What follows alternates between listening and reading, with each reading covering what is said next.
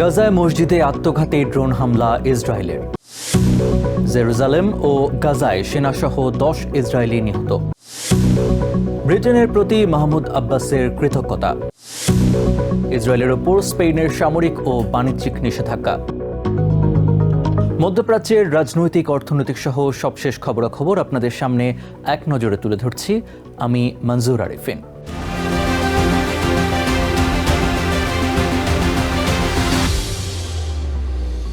গাজায় ইসরায়েলি সেনাদের অব্যাহত হামলায় নতুন করে অন্তত 40 জন নিহত হয়েছে।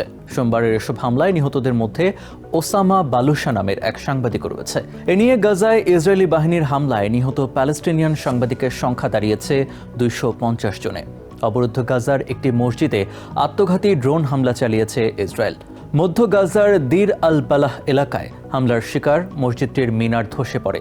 গাজা সিটি দখলে নিতে আইডিএফের অব্যাহত হামলায় এবার 12 তলা একটি ভবনে হামলা চালানো হয়। আল রুইয়া 2 নামে বাণিজ্যিক ভবনটি ধ্বংস করে তারা। ওদিকে লেবাননে বিমান হামলা চালিয়ে 4 হিজবুল্লাহ সদস্যসহ 5 জনকে হত্যার দাবি করেছে ইসরায়েল। সোমবার ভোরে লেবাননের বেকা উপত্যকায় চালানো হামলায় আরও 5 জন আহত হয়। ইসরায়েলের অধিকৃত জেরুজালেমে অজ্ঞাত অস্ত্রধারীদের হামলায় অন্তত 6 ইসরায়েলি নিহত হয়েছে। সোমবার সকালে রামাল্লার দক্ষিণে রামট জংশনের বাসস্টপে 2 অজ্ঞাত বন্দুকধারী হামলা চালায়। এতে আরও অন্তত 15 জন আহত হয়েছে, যাদের মধ্যে 6 জনের অবস্থা গুরুতর। এখনও পর্যন্ত কেউ এই হামলার দায় স্বীকার না করলেও হামাস একে বীরোচিত অভিযান বলে প্রশংসা করেছে।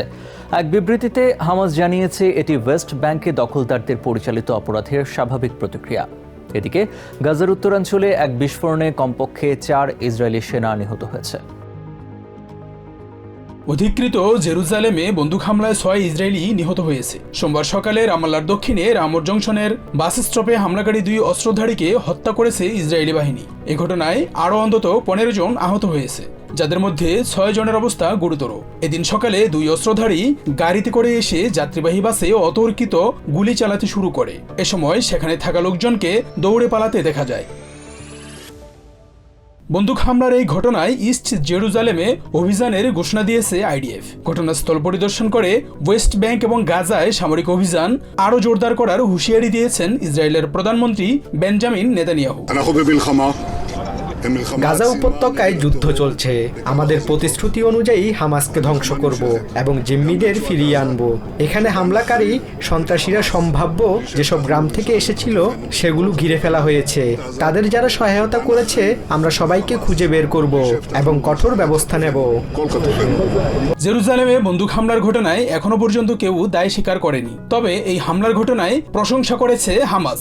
এক বিবৃতিতে হামাস বলছে এটি একটি বীরোচিত অভিযান, ওয়েস্ট ব্যাংকে দখলদারদের ধারাবাহিক অপরাধের স্বাভাবিক প্রতিক্রিয়া। প্যালেস্টিনিয়ানদের বিরুদ্ধে পরিচালিত ইসরায়েলি আগ্রাসনের প্রতিবাদে এমন প্রতিরোধ লড়াই প্রশংসাযোগ্য।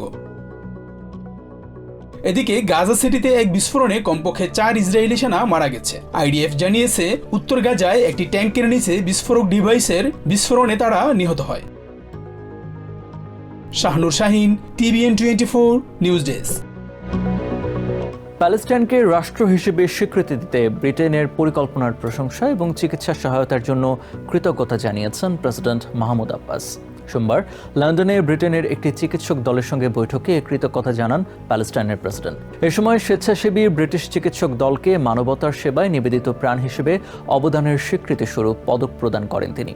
এছাড়াও গাজায় যুদ্ধবিরতি কার্যকরের প্রচেষ্টা ও প্যালেস্টাইন রাষ্ট্রের স্বীকৃতির বিষয়ে ব্রিটিশ প্রধানমন্ত্রী কিয়ার স্টারমার এবং নবনিযুক্ত পররাষ্ট্রমন্ত্রী ইভেট কুপারের সাথে মাহমুদ আব্বাসের বৈঠকের কথা রয়েছে।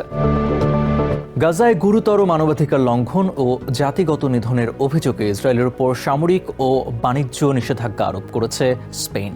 সোমবার স্প্যানিশ প্রধানমন্ত্রী পেদ্রো সানচেজ ইসরায়েলের বাণিজ্যিক জাহাজ, বিমান চলাচল এবং ওয়েস্ট ব্যাংকে অবৈধ দখলকৃত এলাকায় উৎপাদিত পণ্যের উপর নিষেধাজ্ঞা সহ 9টি কার্যকর পদক্ষেপ নেওয়ার ঘোষণা দেন।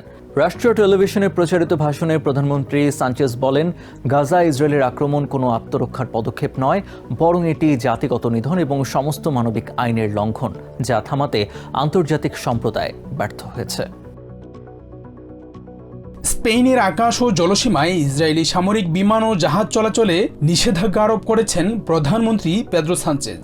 সোমবার স্পেনের রাষ্ট্রীয় টেলিভিশনে দেয়া ভাষণে জরুরি রাজকীয় ডিক্রি জারির ঘোষণা দেন প্রধানমন্ত্রী সানচেজ, যেখানে ইসরায়েলের সঙ্গে অস্ত্র, গোলাবারুদ ও সমস্ত সামরিক সরঞ্জাম কেনাবেচায় স্থায়ী নিষেধাজ্ঞা আরোপের কথা বলা হয়েছে। এছাড়া ওয়েস্ট ব্যাংক এবং গাজায় অবৈধ দখলকৃত এলাকায় উৎপাদিত ইসরায়েলি পণ্য এবং মানবাধিকার লঙ্ঘনে জড়িত ব্যক্তিদের স্পেনে প্রবেশে নিষেধাজ্ঞার কথা জানান সানচেজ।